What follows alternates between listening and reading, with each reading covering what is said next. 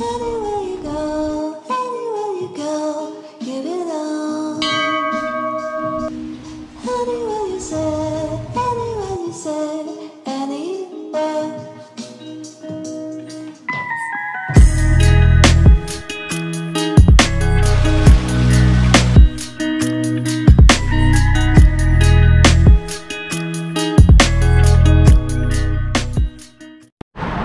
Hello Tarlagueños, my name is Alvin Bautista of Explore Tarlac. So for today's video is pupunta tayo sa Goshen Resort and Hotel. So bukas na siya, papakita ko sa inyo kung ano yung mga bagong facilities nila. So yung Tarlagueños, i-guide ko kayo kung paano pupunta sa Goshen Hotel and Resort. So manggagaling kayo ng Pampanga or sa Manila, magmama-MacArthur Highway kayo, dito yung daan nyo. So galing ka ng Mabalakad dito papunta Tarlac. So ito yung pinaka-boundary ng Pampanga Tarlac, itong Bamban Tarlac. So malapit lang naman yung kanto papunta doon, paliko sa mismong Goshen. So guys,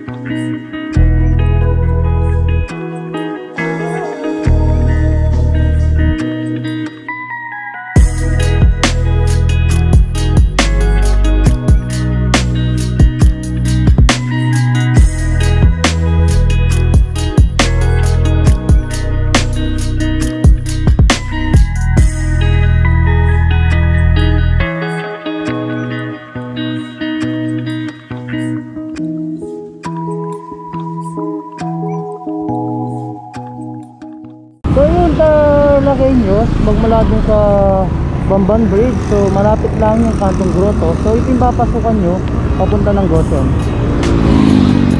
So kung galing kayo ng Tarlac City, dito kayo magagaling sa Papas. Then paglagpas ng bridge is makikita nyo yung kanto ng grotto bago pagtulay or Bamban Bridge. So kakanan kayo.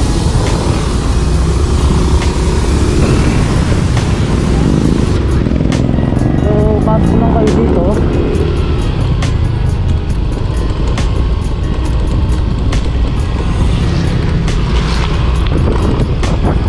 So Tarlagueños, diretso lang naman yung daan. So lalagpasan natin itong motor.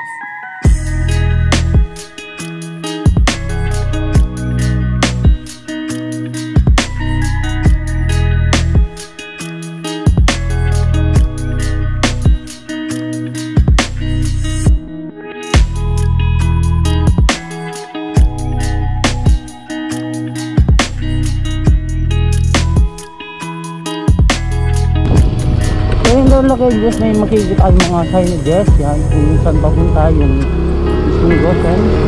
So diretso lang tayo. Pag mula doon sa kanto, nasa 3-5 minutes lang siguro. So ito, Goshen 100 meters. So malapit na lang yung pinaka-papasukan natin.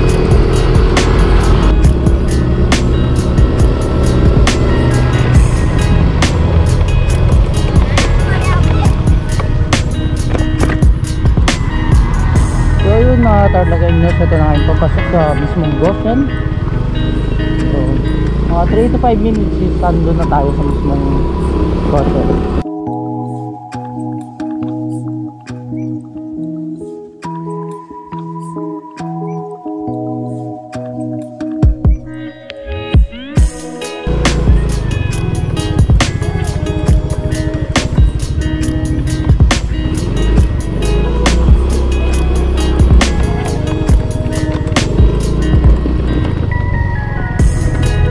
nga guys, no, medyo rough lang nga yung daan tapos dito sa mismong Goshen. Pero pagdating doon siguradong worth it naman guys.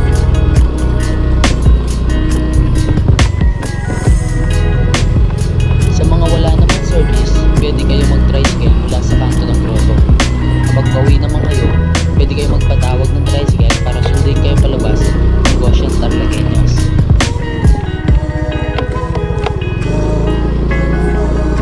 So yung Tarlagueños, no, nandito na tayo sa pinakabungad. So dati wala itong pinaka-asong lang ito. Ngayon is meron na.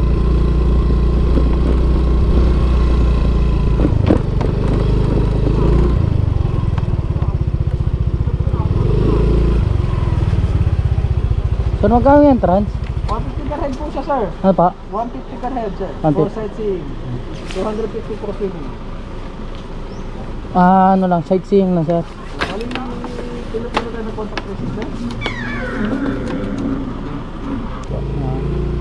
Dun sir.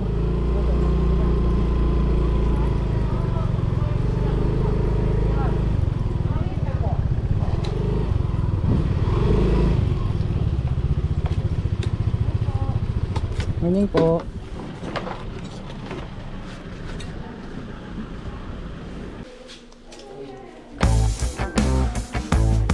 Bago kayo makapasok sa mismong Goshen, kailangan nyo muna mag-fill out ng contact tracing Tarlagueños.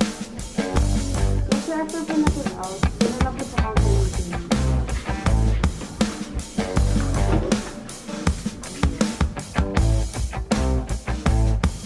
Bago pumasok sa mismong office nila or sa may cashier, kailangan nyo munang mag-temperature scan at mag-alcohol.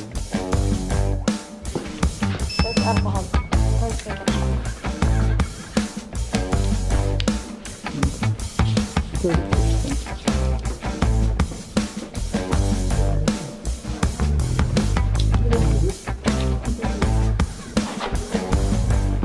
Pagkatapos, pwede na kayong magbayad sa may cashier. Kung wala naman kayong face shield, may binibenta sila. Saka yung patient ko.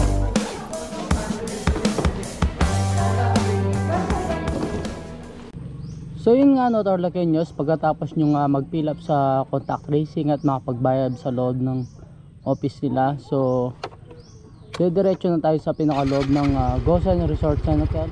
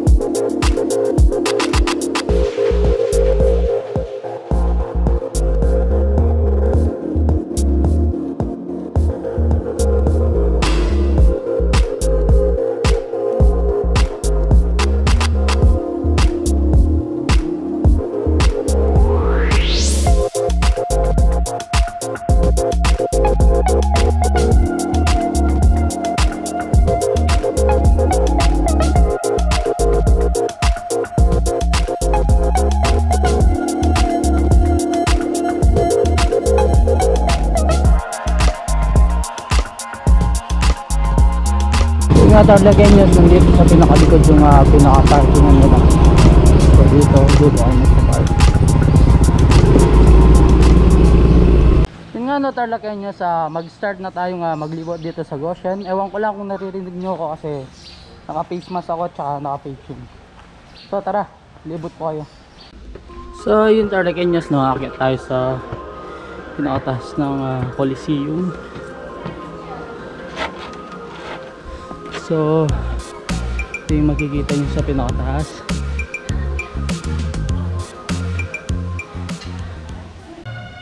So yun nga no Tarlagueños, andito na nga ako sa mismong Goshen Resort and Hotel. So bago siya tinawag na Goshen Resort and Hotel, tawag dito dati sa Dambana ni Yahweh. So nakikita ko lang siya sa mga post ng mga Facebook friends ko. So Kalaunan is may pumuntang vlogger dito, yung Wonder Twins kung hindi ako nagkakamali.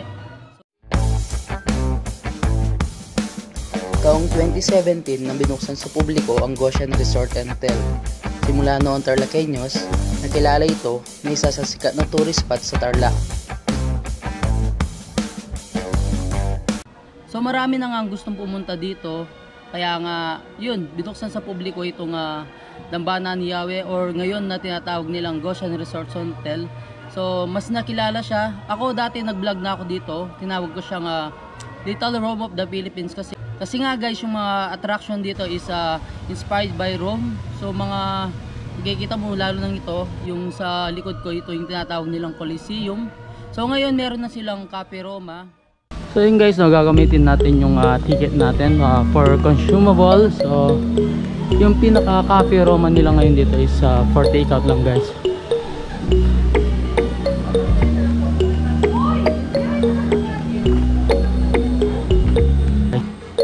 Dahil na rin sa pandemya, kaya minabuti ng management ng Goshen ang hindi pag-stay sa loob ng Cafe Roma. Upang maiwasan lang din ang pagkalat ng virus kung sakali. Pero bago ka naman makapasok, may protocol silang sinusundan.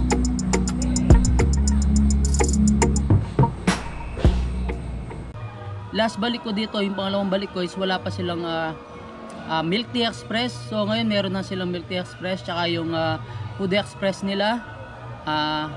Yung pinaka entrance nila dito is 150 sa mga mag-sightseeing. So yung 50 pesos doon is consumable.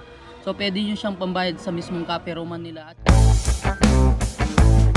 Yung 50 pesos na consumable na ticket Tarlaqueños, pwede nyong pambayad sa Food Express at Express Milk Tea nila.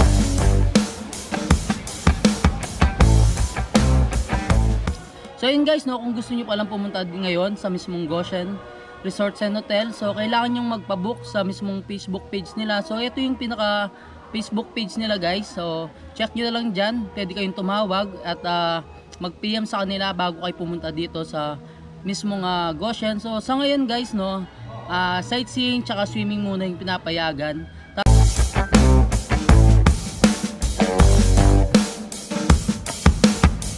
Dahil na nga din sa pandemic Tarlaqueños, minabuti nilang wala munang for accommodation ng Goshen.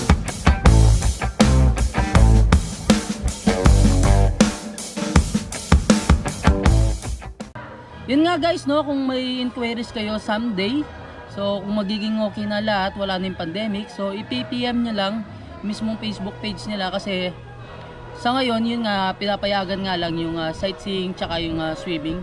So, yung mag-stay dito or yung for accommodation nila sa hotel nila is wala pa sa ngayon.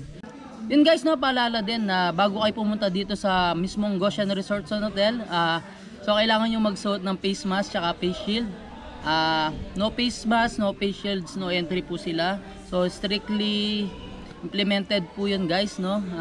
Yung Tarlaqueños, papakita ko sa inyo kung ano bang meron dito sa Goshen Resort and Hotel sa mga hindi pa nakapunta dito. Pero mostly alam ko, marami nang nakapunta sa inyo guys. Sa ngayon is masarap lang siyang balikan kasi may mga bago silang attraction na ginagawa. Lalo yung sa mga swimming pool nila. So nakita ko nga dun sa pinakalikod, parang madadaanan siya ng New Clark City o yung New Sacobia Bridge, yung daan papunta sa New Clark City. So siguro sana may way na papunta dito para mas mabilis siyang mapuntahan sa mga galing sa Pampanga or sa mga taga Manila. Yun, tara, ipasyol ko kayo guys. Anywhere you go, give it on. Anywhere you say, anywhere.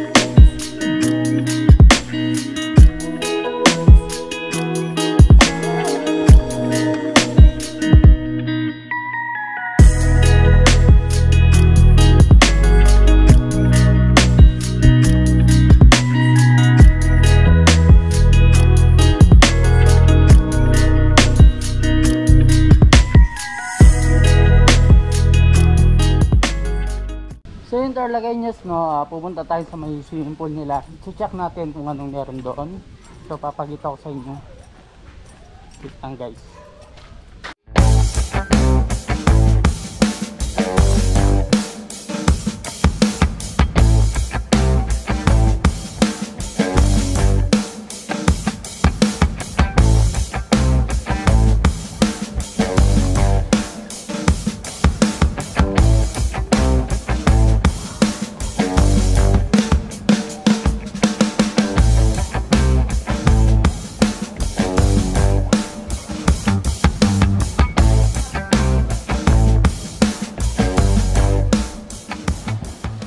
So yun nga no Tarlagueños, andito na nga ako sa swimming pool area nila. So kung makikita nyo is ang sarap maligo kasi napaka-relaxing ng area. So ang daming puno and then syempre napaka-calm lang ng place.